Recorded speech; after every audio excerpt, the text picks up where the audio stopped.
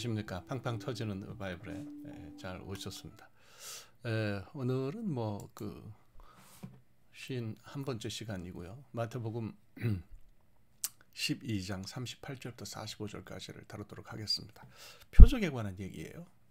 표적에 관한 얘기인데 전체 흐름을 한번 보실까요? 뭐 이런 얘기죠. 뭐 좀 흐릿하네요. 하여간 뭐 그래도 좀 보십시다. 예수님께서 이제 말씀하신 것이 오늘 본문을 전체를 보면 50절까지를 하면 네 가지로 볼 수 있어요. 근데 오늘은 제가 D는 다루질 않겠습니다. 왜냐하면 D는 결론인데 뭐 그건 다 여러분이 아시는 얘기예요. 그래서 우선 A, B, C를 다룰 텐데요. 표적을 구하는 것이 뭐냐? 도대체 사람들이 왜 표적 얘기를 할까? 두 번째, 예수님의 대답은 뭐냐? 요나 솔로몬보다 예수님 더 크시다고 하신 얘기는 뭐냐? 그 다음에 이제 악한 세대가 마지막에 어떻게 될 거냐? 뭐 이런 얘기들이에요. 그래서 이걸 제가 정리를 했어요. 정리를 하면 이제 세 가지로 얘기를 할 수가 있죠. 사람들이 도대체 종교에 요구하는 것이 뭐냐? 우리 기독교의 본질은 뭐냐? 뭐 이런 얘기는 제가 가끔 하는데요. 아니 자주 하는데요. 그래도 뭐 100번을 반복해도 모자람이 없는 주제라고 그렇게 생각합니다. 두 번째로는 주님이 그 시대에 그 세대에 주님 말씀하시면 메시아이시고 하나님이시니까 사람들이 말을 잘 들었을 것 같지만 안 들었어요. 그 제가 잘 얘기하잖아요. 사람들이 하나님의 성품을 닮아가지고 불변하시는 성품을 닮아가지고 잘 안 변한다고. 뭐 그런 우스갯소리도 있어요. 어떤 목사님이 하신 얘기 제가 들었는데 그게 이제 뭐 그런 거라고 볼 수가 있는 거죠. 그래서 제발 좀 들으라. 주님이 말씀하시면. 그래서 우리가 말씀으로 돌아가야 되는 거고요. 그다음에 이제 세 번째로 그러기 때문에 이 빈집은 삶에 말씀이 없는 삶을 얘기하는 거거든요. 그래서 삶을 말씀으로 채워야 된다. 이런 얘기를 좀 할 수 있을 것 같습니다. 자, 그럼 이제 한번 들어가 보도록 하죠. 우선 첫째로 사람들이 What do we need? 사람들이 도대체 종교에 요구하는 게 뭐냐? 왜 표적을 보여달라고 했을까? 이제 이런 얘기를 좀 하고 싶어요. 표적이라는 말은 세메이온인데요. 이거는 평범하고 자연적인 것을 거스르는 일, 초월적인 일.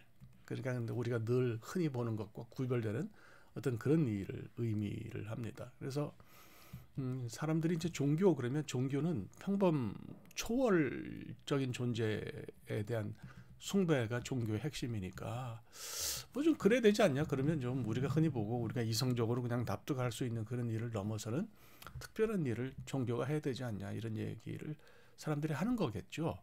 유대교에서도 마찬가지였습니다. 그 랍비로 추앙을 받으려면 무슨 이적 같은 걸 행해야 되는 거죠. 그래서 강물을 거꾸로 흐르게 아마 한다든지 이런 이적 얘기가 미드라시, 제가 옛날에 공부할 때 미드라시 문제 성경 주석을 미드라시라 그러는데 그럴 때 그런 걸 봤어요. 본 적이 있어요.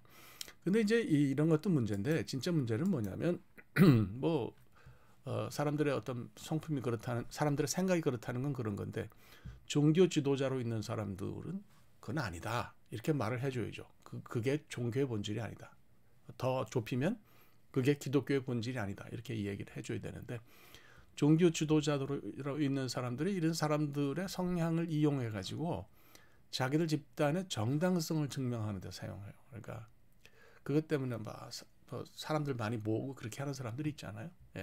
이런 거는 좀 문제가 있다. 이렇게 생각을 하는 거죠. 제가 최근에 읽는 책이 하이브 마인드라는 책이에요. 이거 우리말로도 번역이 됐어요. 패거리 심리학이라는 건데요. 여기 부제가 재밌죠. New Science of Tribalism in Our Divided World. 그러니까 우리 세상이 갈라진 세상에 상대방을 비난하고 내 생각이 옳다라고 하는 것을 많이들 주장하는데 그때 이제 등장하는 게 집단의식이라는 거죠. 그래서 이 학자가 그래요. 어떤 한마디로 사람들 가운데는 똘똘 뭉쳐서 집단으로 뭘 하려는 인식이 있다는 거예요. 그런 얘기를 제가 복잡한 얘기는 할 게 없고 이 책에서 하려는 얘기가 그런 거거든요. 저는 이것이 그 유대교 바리새인들, 서기관 이런 사람들에게서도 이게 발견된다 이렇게 생각해요. 이런 집단의식 좀 편안하게 이야기하면 우리말로 번역된 책 제목을 인용해서 이야기하면 패거리 의식이 발견된다는 거죠. 유대 서기관은 학자나 관리죠. 구약에서는 관리고요. 포로 시대 후기 또 신약 시대에 이르기까지는 전문 교육을 받은 어떤 유대교 학자들, 율법 학자들을 이야기를 해요. 그래서 율법을 연구하고 해석하는 것이고요. 이들 대부분은 바리새인들이었어요. 서기관의 대장도 바리새파의 우두머리고 뭔지 그랬죠. 그러니까 율법에 정통한 사람들이고 율법을 촘촘하게 잘 짜서 계명을 지킬 것을 이제 그 미시나나 뭐 이런 것들을 통해서 사람들에게 요구를 했죠.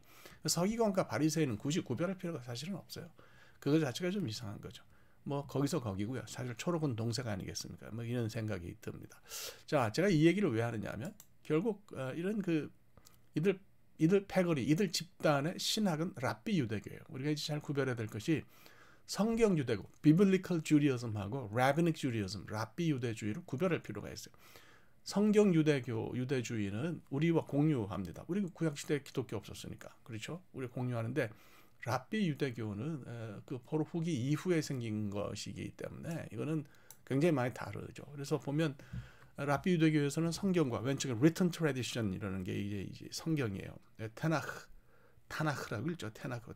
이게 바이블 성경이에요. 그래서 토라, 오경, 느비면 뭐 예언서, 쿠투비면 성문서 이렇게 해서 이루어진 이게 있고요.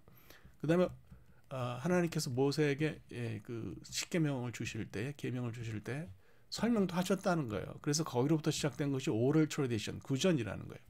그래서 이제 탈무드를 생각하는데 탈무드는 원래 이제 미시나가 원형이고 이 미시나를 해석한 것이 그마라인데 그마라와 미시나를 합쳐서 탈무드라고 그렇게 이제 부르는 거예요. 그래서 이 얘기를 제가 왜 하느냐면 이런 그 성경과 막 똑같은 그런 권위를 갖고 있는 그 오럴 토라를 이 사람들이 미시나를 이 사람들이 믿는다는 것 제가 볼 때는 저는 그것이 이제 결국은 문제를 일으켰다 생각합니다. 거기 있는 내용이 무조건 잘못되거나 그런 것은 아니에요.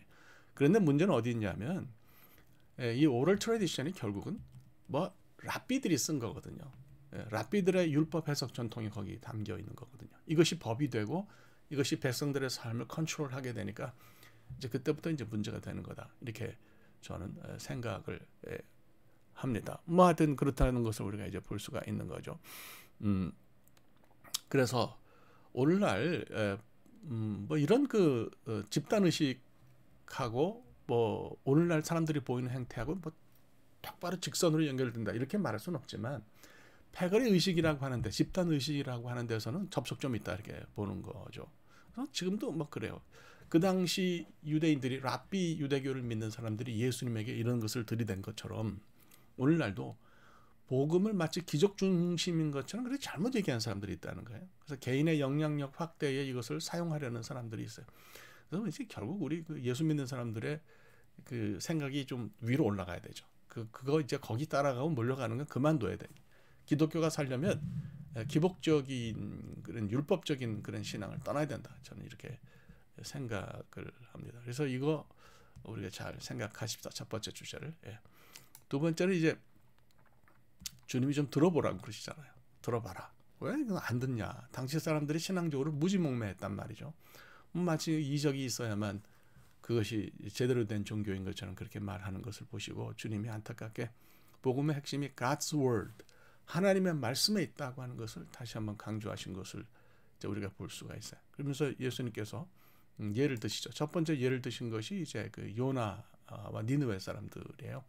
요나는 북이스라엘의 선지자고요. 아수르가 그 당시에 이제 불구대천지 원수죠. 북이스라엘에.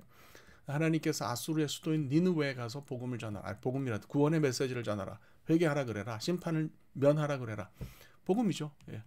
이게 복음인데 이거가 너무 싫었어. 그래서 이제 도망가죠. 도망가는데 여러분 보시면 그 뭐 A라고 되어 있는 게 이제 그게 이스라엘이잖아요. 거기서 B 오른쪽으로 B 아스리아 아수르의 수도인 니느웨로 가라고 하셨는데 도망갔어요. 저 그때 이베리아 반도 끝에 다시스가 어디 있는지는 잘 몰라요. 그런데 대부분 학자들이 이베리아 반도에 있을 거라고 생각해요. 그러니까 정반대로 어디쯤에서 풍랑을 만났는지는 모르겠지만 그가 가려고 했던 곳은 다시스까지 못 갔죠.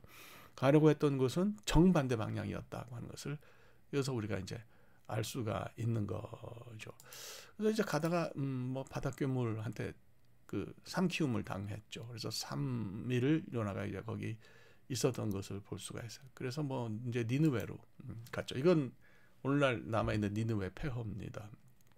예, 그래서 어릴 적 주일학교에서 뭐 동화 같은 거를 하면 니느웨 해변에 고래가 요나를 토했다. 이건 다 뻥이죠. 그렇지 않아요. 니느웨는 내륙에 있으니까 해변이었고요. 고래는 목구멍이 작아요. 새우나 플랑크톤 먹고 삽니다. 그러니까 이거는 고래가 삼킨 것도 아니고 우리가 바다 괴물이라고 생각해야 되는 거죠.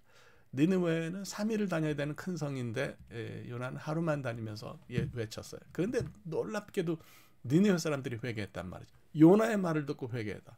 그러니까 예수님 당시에 예수님 말씀을 듣지 않는 사람들의 세태를 보면 니느웨 사람들이 뭐라 할 거라는 거예요. 야, 우리는 그냥 요나가 하루 그냥 대충 다니면서 얘기했는데도 우리는 회개하고 뉘우쳤는데 예수님이 말씀하시는데 어떻게 안 듣냐. 예수님이 요나보다 큰데 너희들 말 안 듣네. 제발 좀 말 좀 들어라. 이렇게 얘기를 하시는 거예요. 그 다음에 이제 예로 드신 것이 남방 여왕, 스바의 여왕 얘기일 텐데요. 스바는 글쎄요, 뭐 여러 가지 설이 있지만 이렇게 아라비아 반도 남쪽에 있다라고 이렇게 봐야 돼요. 그래서 뭐 솔로몬이 지혜롭다는 말을 듣고 방문해가지고 뭐 어려운 질문도 하고, 근데 솔로몬이 다 문제 해결해 줘. 열왕기상 10장 1절부터 3절까지 보면 그 말씀이 있는 것을 볼 수가 있어요.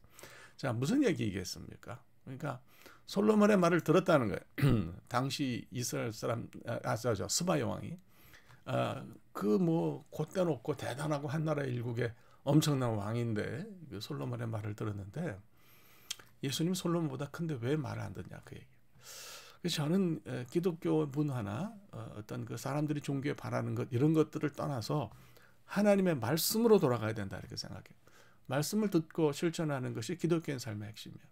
그러니까 우리가 실천하는 거 굉장히 좋은데 실천하려면 말씀을 알아야죠. 그래서 두 가지가 같이 가야 된다 이렇게 저는 생각합니다. 제가 묵상운동에 매진하는 것도 좀 우리가 말씀에 가까이 가자 이런 뜻이 있어요. 그래서 이런 얘기죠.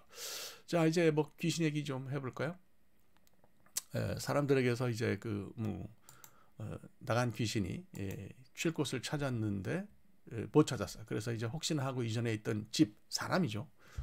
가보니까 수리되고 좋아졌는데 비었다. 그래서 악한 귀신 7을 데리고 들어가서 더 악해졌다.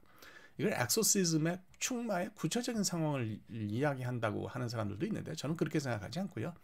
앞뒤 문맥을 살펴보면 복음의 본질을 보지 못하고 예수님의 말씀을 듣지 못한 악한 세대들에게 닥칠 경고라고 보는 것이 옳다고 생각합니다. 집이 비었다 하는 것은 뭐 텅 비었다 그런 뜻도 있고요. 엉터리, 헛것이 들어가 있다. 표적을 구하는 신앙, 율법을 따르는 신앙, 오늘날로 치면 세복적이고 세속적인 신앙, 율법적인 신앙 이런 것들은 결코 구원과 관계없다 이런 말씀을 하시는 거로 우리가 생각하시면 될 것 같습니다. 뭐 이렇게 하면 우리가 전체적으로 다 이해가 가죠. 정리가 되죠. 좀 시간이 많이 갔네요. 요약만 하고 마치도록 하겠습니다. 첫째는 종교가 표적을 보여달라고 하는 것은 사람들이 종교에게 구할 것이 아니다. 본질로 돌아가야 된다. 본질이 뭐냐? 두 번째로 하나님 말씀이 본질이다. 복음의 알맹이다. 이런 얘기고요. 세 번째로 그래서 우리의 삶을 비우지 말고 빈집처럼 비우지 말고 말씀으로 채우자. 이렇게 하면 될 것 같습니다. 뭐 이렇게 하면 되겠네요. 시간이 좀 갔네요. 나도 대단히 감사합니다. 고맙습니다.